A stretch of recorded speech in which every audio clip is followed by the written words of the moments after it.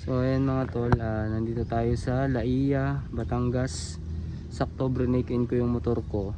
Pinuntahan ko yung kaibigan ko, matagal kong kaibigan.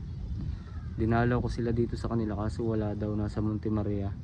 So ayun, salamat sa Diyos nakita ko ang aming nanay ni Brad Noli.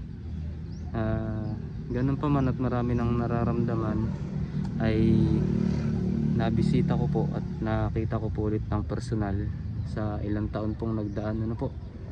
At ayun, salamat po sa Diyos sa mga pagkakataong tayo ay may buhay at kalakasan. At huwag po tayo makakalimot, laging manalangin sa taas.